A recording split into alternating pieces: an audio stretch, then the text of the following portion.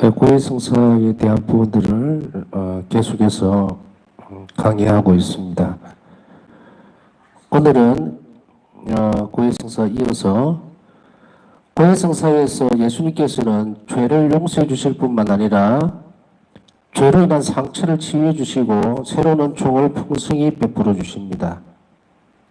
고해성사에서는 예수님께서 죄를 용서해 주실 뿐만 아니고 죄를 짓게 되면은 상처를 입는다? 예, 타격이 가니까요, 영혼이. 영혼뿐 아니고, 영혼에 타격이 가면은 내적 분열이 일어납니다. 그래서 죄를 지은 영혼들은 빨리 알아채지 못할 수도 있어요. 왜냐하면 그것이 무뎌져 버리거든요, 이제. 그래서 이 영혼은 이 상태로, 시간이 지나면 죄에 대한 감각뿐 아니고 선에 대한 감각도 없어져 버립니다. 그러면 어떻게 돼요? 일상생활 속에서 이것이 서서히 어떻게 되냐면 혼란스러워집니다. 분열이 일어나니까 당연히 다툼이 일어나게 되겠죠? 다툼이 일어나니까 어때요? 자신이 어떤 외부적인 요인들에 의해서 쉽게 무너져 버립니다. 타격을 받아요. 상처를 입어버리죠. 그래서 내적 분열이 일어날 때는 아래에서 이제 화가 쉽게 하나 예를 들면 화가 막 올라오고 그리고 작은 일에도 감정을 주체를 못하게 되고 또 조바심을 내게 되고 또 쉽게 포기하게 되고 우울해지고 이런 식으로 여러 가지 이 내적 분열이 일어나는 현상이에요. 내적 분열이 일어나니까 영혼이 평화롭지를 못하니까 우리 일상생활이나 삶이라는 것이 이런 식으로 파괴가 되어갑니다. 근데 사람들은 어떻게 해요? 그 원인을 거기서 찾지를 않죠.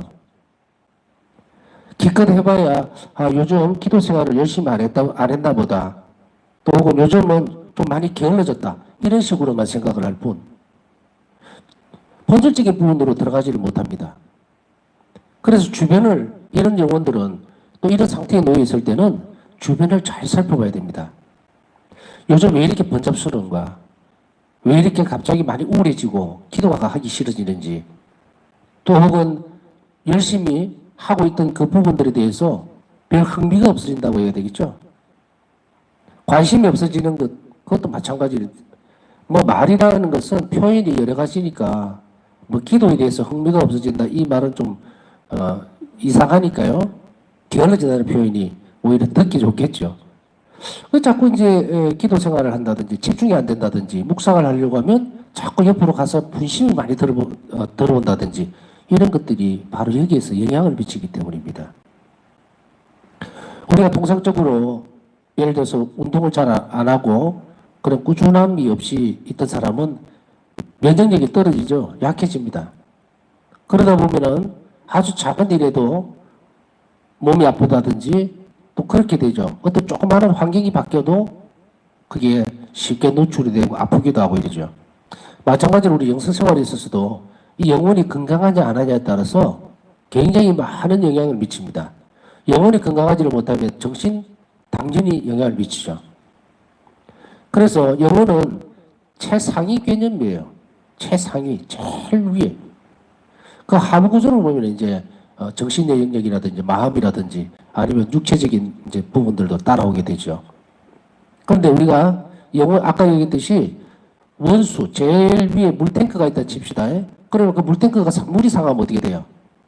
그 물이 수도를 통해서 관을 통해서 이렇게 내려와서 수도꼭지로 오겠죠? 그럼 수도를 틀어서 마시는 거는 사람이죠. 그 위에 통이 관리가 잘 안 되면 어떻게 돼요? 당연히 거기에 병균이 들어가게 될 것이고 그 병균들은 그 물을 오염시키게 되겠죠? 그리고 오염시키던 그 물을 먹는 사람은 어때요? 병이 일어나겠죠. 뭐 쉽게 표현하면 이런 식으로 연결이 되어 있어요. 우리가 영혼이나 정신 뭐 이런 것으로서 자꾸 구별을 하다 보니까 아마도 의탁학교뿐 아니고 그 전부터 저는 강의할 때마다 항상 그 먼저 던지는 질문이 영혼에 대한 부분들을 먼저 질문을 던집니다. 우리가 실상은 어떤 강의라든지 또 피정이라든지 이런 여러 가지 좋은 프로그램들이 있잖아요. 거기에 열심히 따라가고 또 혹은 어떤 기도 모임이라든지 뭐 이런 데에 잘 따라가던 사람들은 그래도 우리 영혼이 하니까 영혼 자체 안에 말하는 것이 뭔지 이렇게 관심을 기울이고 또 한 번씩 귀동냥이라도 하게 되는데, 많은 대부분의 많은 신자들에게 있어서는 이런 이야기들을 영혼이라고 하는 것 자체를 어떻게 해야 되는지에 대한 그런 것을 들을 기회가 그렇게 많지를 않죠. 그러다 보니까 우리는 어떤 요인들만 가지고 있느냐면, 아까 얘기했듯이 물통은 이렇게 관리가 돼야 되고, 그리고 물을 주기적으로 잘 갈아줘야 되고 하는 그런 방법을 모르는 거예요. 그리고 그것이 영향을 미치게 되면, 이게 관리가 잘 안 되면 우리 전체적으로 다 영향을 미치게 된다. 우리 전체. 육신뿐 아니고 영혼, 우리 정신적인 부분, 마음, 그 다음에 정서적인 부분뿐 아니고 사람과 사람 사이의 문제, 이런 것들까지 전부 영향을 미친다는 말에 대해서는 들어볼 기회가 많이 없었지 않겠느냐 하는 생각이 드는 거예요. 그래서 이런 기회에 듣다 보면, 아, 저기 영혼이라는 게, 물론 모른다는 말은 안 하겠죠? 우리 영혼이라는 것은 듣긴 들었어요, 그 단어를. 그런데 내 영혼, 객관적으로 영혼에 대해서 어떤 물건 설명하듯이 이렇습니다. 혹은 이 호롱불에 대해서, 등불에 대해서 이 부분은 어떻습니다. 이런 정도라면 객관적이 되어버리는 거예요. 내가 갖고 있는 내 고유의 영혼에 대해서는 모른다는 이야기예요. 그래서 마치 TV 스크린에 대해서 TV 모니터를 통해서 드라마를 보듯이 이렇게만 보고 있는 거예요. 그게 내 자신의 일이어야 하는데 그거하고는 너무 동떨어진 삶. 이것을 우리는 영성생활에서 멀어져 있다 이렇게 보는 거예요. 규칙적으로 정해줄 수 있는 어떤 부분들이 있죠. 의무라든지 아니면은 우리가 기도하는 부분들, 기도 생활에 대해서 뭐 십자가의 길, 묵주기도, 뭐 자비기도, 뭐 이런 여러 가지 기도들은 아는데 그것이 중단되거나 아주 멀어지게 되면 내 삶에 어떤 영향을 미치는지 아주 구체적이고 직접적으로 영향을 미치고 있는데도 불구하고 우리는 그것에 대해서 알미라고 하는 것, 지식으로 받아들이는 기회들이 거의 없다고 봐도 과언이 아닐 거다. 이런 상태에서 신자들이 성체성사라든지 아니면 고해성사라든지 칠성사에 대해서 얘기를 했을 때에 이 부분에 대해서 이해하기가 굉장히 힘들 거예요. 굉장히 낯설죠. 이거는 마치도 이제 유치원에 들어간 아이들을 모아놓고 대학교 강의하는 것과 같은 거예요. 아이들을 모아놓고 철학이 어떻고 저떻고 삶이 무엇이며 이러면 아이들 알아듣습니까? 못 알아듣죠. 과정이라는 게 있어줘야 되는데 그 과정 자체가 완전히 생략돼 버린 거죠. 이것이 좀 안타깝기는 해요. 그런 기회들은 그러나 교회가 안 하고 있는 것도 아닙니다. 우리 신부님들도 막 시간 달 때마다 어쨌든 사수식이라든지 또 혹은 대림식이라든지 이런 기회를 통해서 우리의 신앙적인 것을 막 전달해 주려고 애를 쓰고 또 강론을 통해서도 어쨌든 양식을 주려고 애를 쓰죠. 근데 그것이 부족하다고 느끼면 신자들 스스로가 움직여야 합니다. 내가 지금 배가 고픈데 그 굶주림 정도가 심하면 움직여야 돼요. 그래서 좋은 어떤 교회의 어떤 부분들을 잘 살펴보면요. 좋은 자연분들도 참 많잖아요.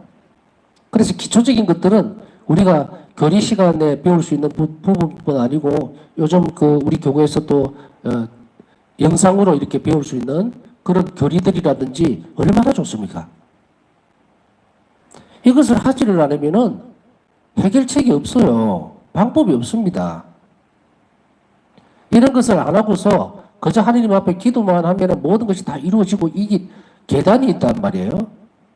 그렇기 때문에 우리는 기회가 닿는 대로 시간이 닿는 대로 드라마 좀 그만 보고 유튜브 좀 그만 다른 그런 여기 하는 유튜브 빼고요. 막 돌아다니면서 그러지 마세요. 그거 절제를 해야 됩니다.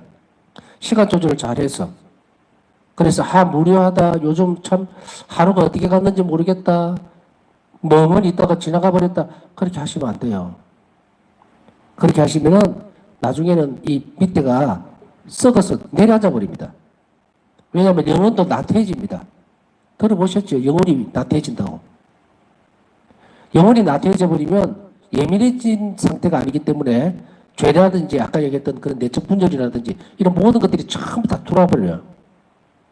그래서 그 안에 사랑이 차지를 못하고 다른 요소들이 전부 다 들어와 버립니다. 그래서 이거는 우리 영혼 사정에 대해서 배워나가는 과정이고, 그렇기 때문에 이러한 부분들, 아까 얘기했듯이 처음으로 돌아갔을 때에 죄를 짓게 되면 상처가, 충돌이 일어납니다. 충돌이 일어나니까 이게 폭발을 해버리죠. 마찬가지로 불을 붙이면 불꽃이 막 튀듯이 똑같은 거예요. 고해소 안에서는 바로 이 부분들을 나눠줍니다. 치유가 돼요. 치유가 되는데 내가 얼마나 성실하게 준비하느냐에 따라서 그 치유되어지는 정도는 어마어마합니다. 전에도 말씀드렸듯이 이런 부분들에 대한 것은 죄로 인한 결과물이에요. 고통은 죄로 인한 결과물입니다. 그렇기 때문에 우리 자신들을 잘 성찰하고 잘 살펴보면, 그래서 그것을 찾아내게 되면 그만큼 그 영혼은 어떻게 됩니까? 빠르게 회복이 돼요.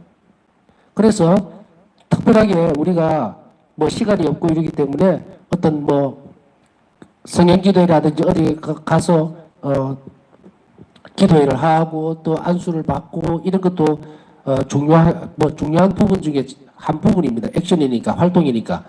그러나 제일 중요하고 핵심적인 것은 뭐냐면요, 이 칠성사 안에 모든 것이 다 들어있습니다. 다 들어있어요. 그렇기 때문에 고해성사를 그렇게 지금 계속 강조를 하고 있는 거예요. 여러분들이 의탁의학교 지금 쭉 공부하신 분은 알겠지만, 지금 근자에 들어와서 며칠 동안 계속해서 뭘 합니까? 고해성사에 대해서 계속 이야기를 하고 있죠. 죄에 대해서. 그만큼 중요한 거예요. 고해성사를 잘 정말 준비하고 성찰성사에 온 마음을 다 집중하면 안 이루어질 것이 없어요. 여기서.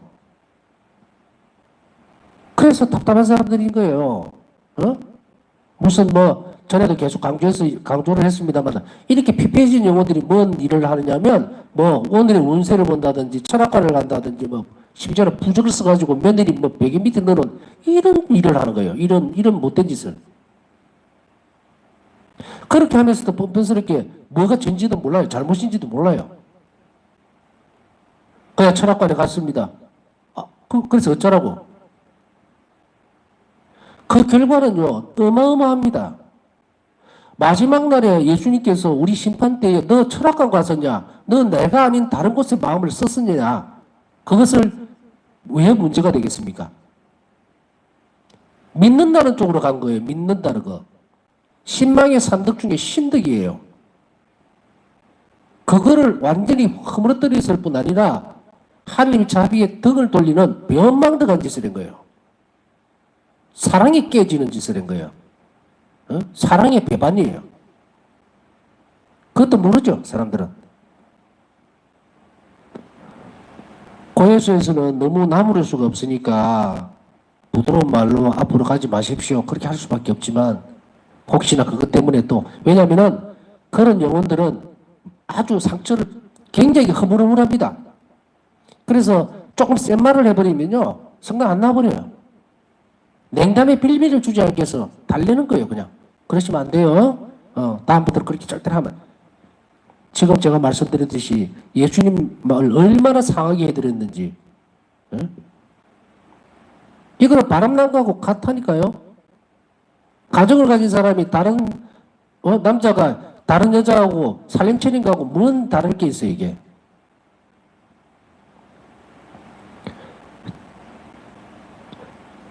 조금 세게 이야기합니다. 어쩔 수 없어요. 어쩔 수 없어. 절대로 빈틈을 보이지 마십시오. 다른 많은 것들도 있겠죠. 우리가 수도 없이 많은 죄가 있지만 이 사랑에 대한 것, 자비에 대한 배신은요, 있을 수 없는 일입니다. 모든 것을 다 주실 수 있는 거구를 두고 문제가 어디에서 생겨났습니까? 하나님 자비에 대한 배신이에요. 하느님 말씀보다 누구 말에 먼저 믿었습니까? 뱀의 꼬임에 넘어갔지만 뱀을 믿었다 이 말이에요.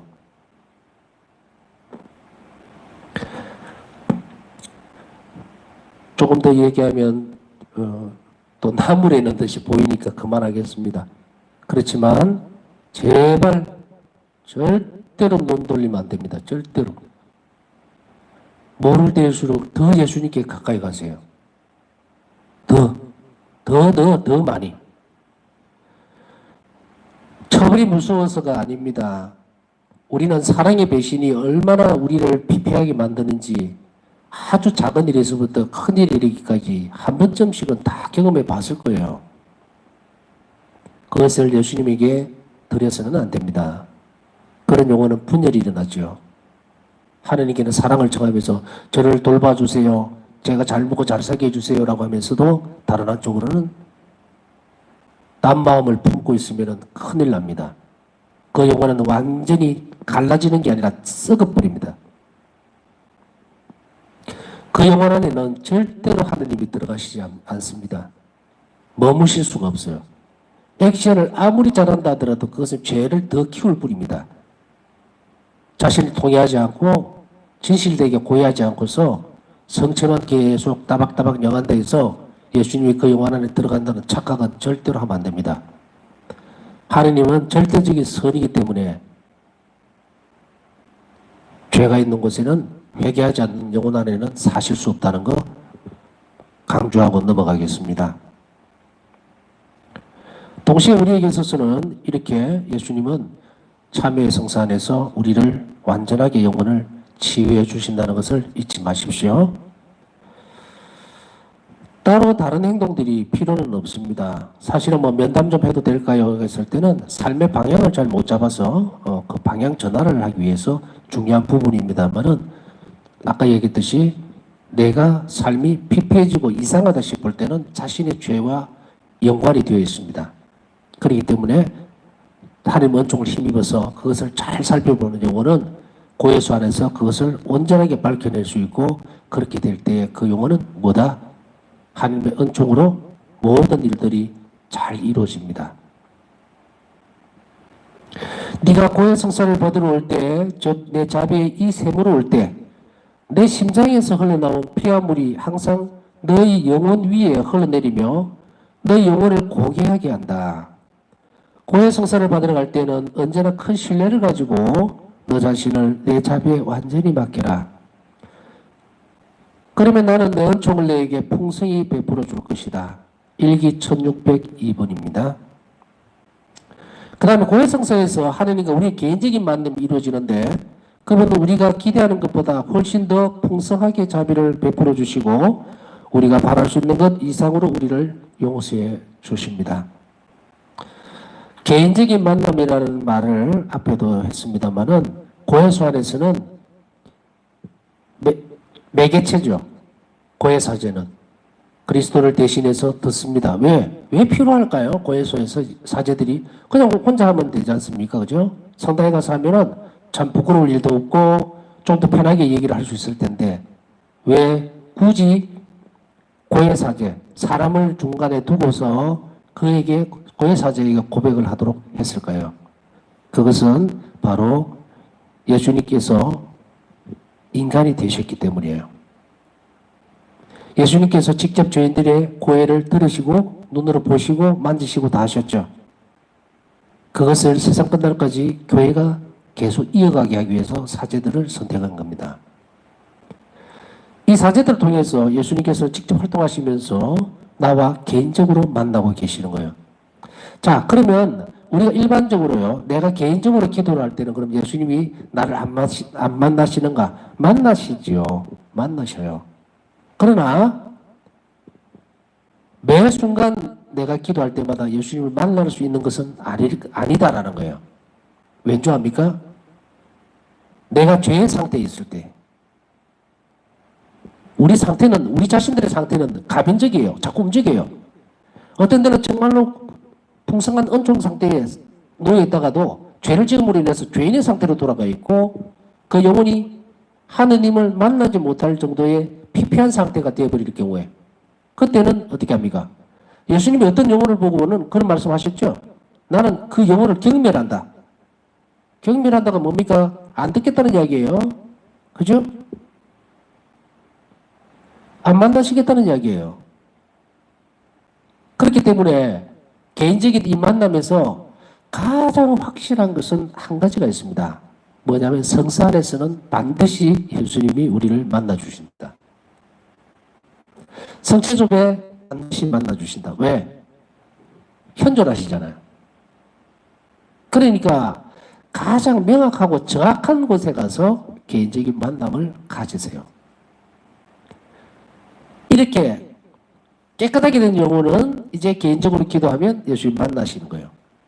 통교가 되죠. 이제 그 삼일째께서 이루시는 나누시는 그 사랑원으로 이제 일시의 길로 다시금 시작하도록 되어 있죠. 깨끗해졌으니까 그 이외의 상태에서는 담보할 수 있는 게 있어요, 없어요? 담보할 수 있는 것이. 그렇기 때문에 내가 기도하면서 예수님 내 기도를 들어주시고 계실까? 아무래도 어떤 데는 의심스러울 때가 의심이 아니고 좀 이거 확신이 안 설 때가 많잖아요. 그거 맞습니다. 왜? 우리는 가변적이고 주님은 불변이기 때문이에요. 그래서 우리가 개인적인 만남을 위해서는 반드시 이 성체성사 그리고 고해성사 뿐 아니고 칠성사 안에서는 확실하게 나를 만나주고 계신다. 고해소 안에 들어온 영혼이 정말 회개도 잘 안 하고 통회도 잘 안 하고 정말 만나기 싫다 하더라도 준비가 잘 안 돼 있다 하더라도 예수님은 무조건 우리를 만나신다. 이게 성사입니다. 얼마나 귀중한 선물입니까? 우리 자신들의 잘못된 상황에 따라서 움직이는 것이 아니고 정말로 언제든지 만날 수 있는 곳, 바로 그것이 성산이 우리는 이미 큰 보물을 이 교회 안에서 가지고 있다, 이렇게 이야기를 할 수 있겠습니다. 이 성사에서 하느님과 만나면서 이렇게 큰 선물을 받은 사람이 어떻게 그분께 의탁하지 않을 수 있겠는가? 너무도 큰 선물을 받았는데, 내 죄를 용서해 주셨는데 어떻게 용서해 준 그분에게 우리 삶을 맡기지 않을 수가 있겠는가? 내 죄를 용서해 주신 분이 내 삶을 책임지지 않으실 수 있는가, 이 말이에요. 그럼 어떻게 합니까? 의탁할 수밖에 없지 않겠는가? 그렇게 무한한 사랑, 공짜로 받는 그 사랑이 하나님께 의탁하는 태도를 키워주지 않겠는가? 그 답은 명백합니다. 고해성사에서 진실로 하나님의 자비를 입고 체험한 사람은 누구나 그분께 한없이 의탁해야 한다는 것을 인식할 것입니다. 여기에서 한 가지 강조를 하겠습니다. 진실로 하나님의 자비를 입고 체험한 사람은, 진실로 체험한 사람은 누구나, 여기에서 좀 생각할 거리가 많죠? 여기서 그러면 하나 질문을 던져볼까요? 여러분들은 고해성사 안에서 하나님 자비를 체험한 적이 있습니까? 어떤 분은 예라고 대답할 수도 있고 어떤 분은 글쎄요 라고 하는 분도 있을 겁니다. 또 어떤 분은 나는 한 번도 그런 적이 없어요. 뭐 그런 것은 없어요. 잘하면 되니까. 진실하게 통해한 영혼만이 하나님 자비를 입을 수 있습니다. 그 영혼은 어떻게 드러날까요? 그 사람은 자기에게 잘못한 사람에게 잘 화를 내지 않고 용서를 잘 해줍니다. 왜? 우리가 복음에서도 잘 아시죠? 이 어떤 대목인지. 많이 용서받은 사람은 어떻게 한다? 많이 용서해 준다는 거예요. 빚을 많이 탕감받았으니 나에게 빚진 사람에게 쉽게 탕감해 주는 것, 그거 맞죠? 그런데 우리는 어떻게 합니까? 고해소에서 그만큼이나 많은 죄를 용서받아 놓고 나에게 조그마한 잘못을 한 사람을 절대로 용서하지 못하는 그것은 어찌 된 걸까요? 이런 사람은 하나님의 자비를 체험하지 못한 사람이다. 자비를 체험하지 못한 사람은 어떻다? 의탁하지 않는 사람이다. 이렇게 연결이 되죠.